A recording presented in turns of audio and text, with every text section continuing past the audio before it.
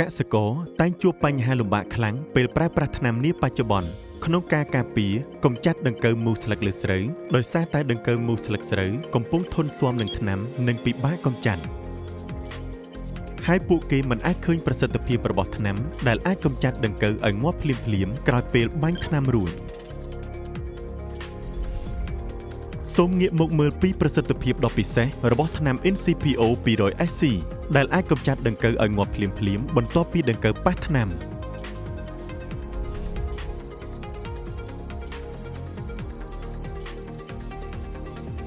ម៉ោងបន្ទាប់ពីបាញ់ថ្នាំ NCPO 200SC ដង្កូវចាប់ផ្ដើមបង្ហាញរោគសញ្ញាប្រកាសកន្ត្រាក់ខ្លាំងដោយសារតែប្រព័ន្ធប្រសាទត្រូវបានប៉ះពាល់ខ្លាំង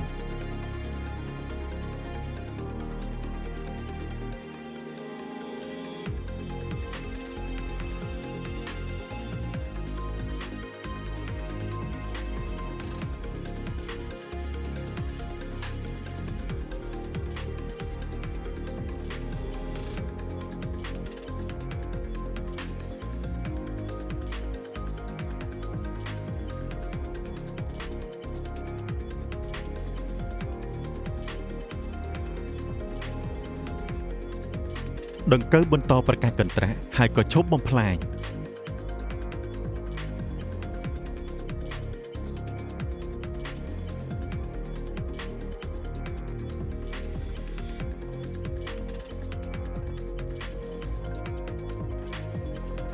ដង្កូវបាត់បង់ជំហរហើយក៏ធ្លាក់ចេញពីស្លឹកស្រូវដែលរមូរនោះ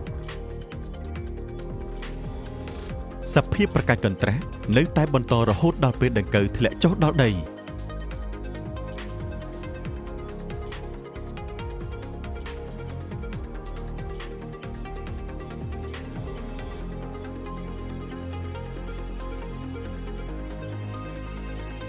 ឃើញមានដង្កូវខ្លះបញ្ចេញអាការៈដូចជាអំបោះធ្លាក់ចុះមកលើដីបន្តិចម្ដងត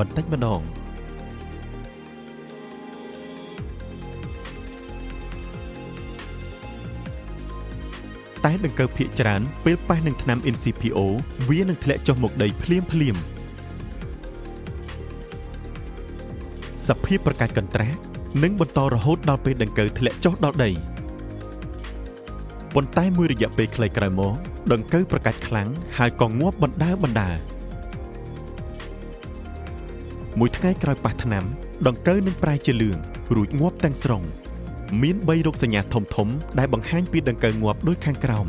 ដង្កូវងាប់ប្រែពណ៌ជាខ្មៅនៅនឹងដីដង្កូវងាប់ជាប់នឹងស្លឹកស្រូវដង្កូវងាប់ពេលវាបញ្ចេញជាអំបោះលទ្ធផលការពិសោធន៍ត្រូវបានអនុវត្តដោយអ្នកវិទ្យាសាស្ត្ររបស់ក្រុមហ៊ុន Syngenta NCPO 200SC ដង្កូវមូសស្លឹកងាប់គ្មានសល់ធ្លាក់ពេញដី